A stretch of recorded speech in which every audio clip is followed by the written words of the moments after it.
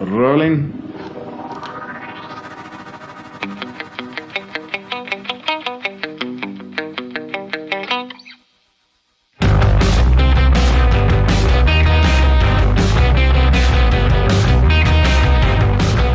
Hello, Happy New Year, and welcome to the Catch the Sky podcast. This is your host, Sweet Tea. You can find me on Instagram, Facebook, or wherever podcasts are available by searching for the Catch the Sky podcast. You can find me on Twitter at CTS Terry. Be sure to like and subscribe to keep up with all of our weekly episodes. This week's episode is not what we had planned to start season 4 with, but it is the topic that needs to be discussed, and it does tie into some content that we did have lined up for later this year. So we're going to go ahead and cover both right now, starting with Damar Hamlin. And if you're unaware, Damar Hamlin is a 24-year-old professional football player for the Buffalo Bills. And he was injured while tackling an opposing player during a game in Cincinnati on January 2nd, 2023. We've obviously been given a lot more information since the incident, and it has been revealed that he suffered from cardiac arrest and that the medical staff that was there on the field actually administered CPR and was able to restart his heart. And they had to do so again at the hospital. So it's a terribly scary situation for not only him, but his family. His mother was in the stands and everybody witnessing it. I mean, there's millions of people across the country and the world watching this happen in real time. And so first and foremost, all of our positive vibes, energy, thoughts, prayers, wishes, whatever you want to call them, should be going out to Damar Hamlin and his family right now. And next, we should all be tipping our caps to the medical staff, athletic trainers, and personnel that were there and reacted in a timely fashion and were able to help potentially save this young man's life.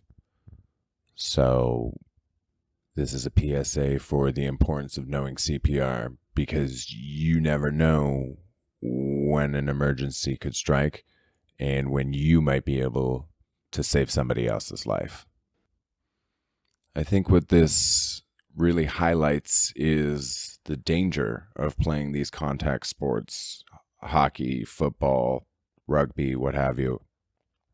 And not only that, but there's other occupations that come with extreme risk. Think about what roofers do, people that work on oil rigs. There's all sorts of quote-unquote occupational hazards.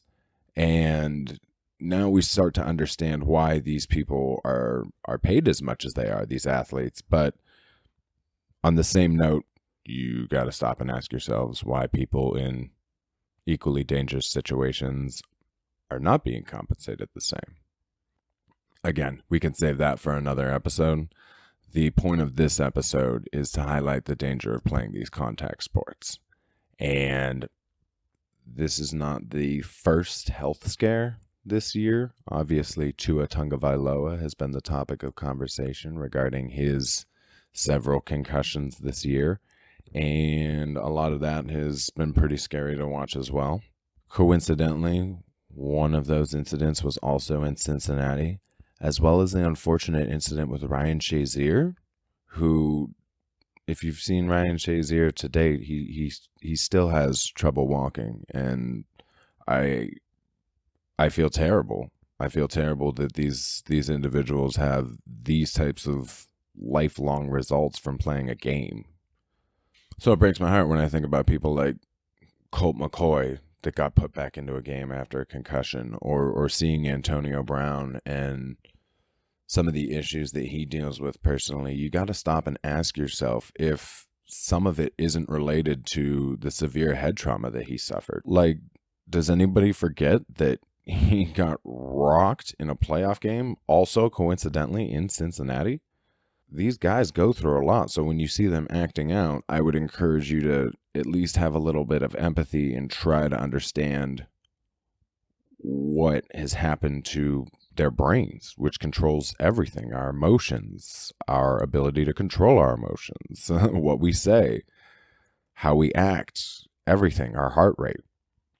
And I know I can empathize with these players that have gone through repeated head trauma, as I personally have had multiple concussions in my life.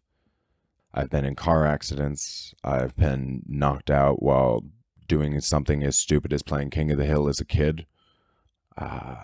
More recently in beer league hockey, couple of guys' skates get caught up and somebody's head gets sandwiched between the boards, and next thing you know, you can't stand, and you have no idea what's going on, and you're familiar with why they call it getting your bell rung, because there's a severe ringing in your ears, which is just one of the many sensory related symptoms. Some of the others are blurry vision, motion sickness, and sometimes a change in or loss of taste and smell. I'm getting these particular symptoms from cognitivefxusa.com, but you can go to basically any site that covers concussions and they're going to tell you the same things. Some of the cognitive related issues are difficulty like concentrating, finding things, reading, getting easily distracted, feeling like you've got brain fog, you can't really focus, having memory issues.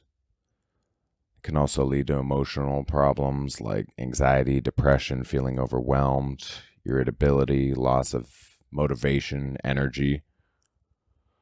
And they also know that there are some blood regulation issues as a result of having a concussion. So like headaches, fatigue, nausea, dizziness, sensitivity to light and noise, sleep disturbances, head pressure, neck pain.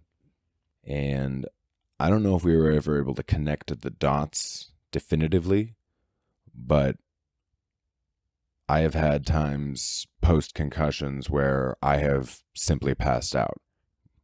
One time I hit my head off of my sink in my bathroom and woke up bleeding out of my head. So that wasn't great and probably led to another concussion.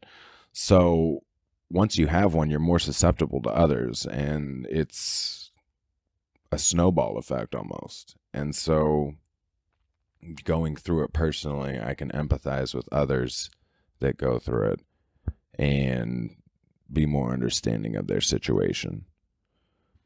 What I can't stand is people that aren't just focusing on this young man getting better, right? They're complaining about who said what or anything like that. And if you're upset with what somebody said, just ignore them. That's something that we have a hard time doing in this day and age, right? So if you think someone's a clown, doesn't that make you a bigger clown if you choose to share their content?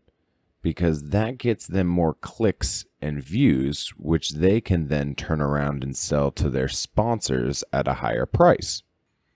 So if you don't like them, why are you helping them? And the same goes for professional sports. I've been really turned off to professional sports in general lately, and I'm not really spending my money on that type of thing anymore. I'm not spending my time on it much anymore either. I find that the pleasure that I get out of sports is in playing them. I like the competition. I like competing with others. And I don't enjoy watching them as much as I used to think. And seeing how it's simply run as a business, and a dangerous one at that, really just kind of leaves a sour taste in my mouth. And so my closing thought will be, we might say election day is one day a year, but really it's every day a year, because you get to choose how you spend your time and money. You get to choose who the winners and losers in this country are. That is one of the beautiful things about having freedom in this country. You have the freedom to spend your money where you want it and reinforce the things you want to reinforce. So if you enjoy football, go ahead and keep spending your money on it.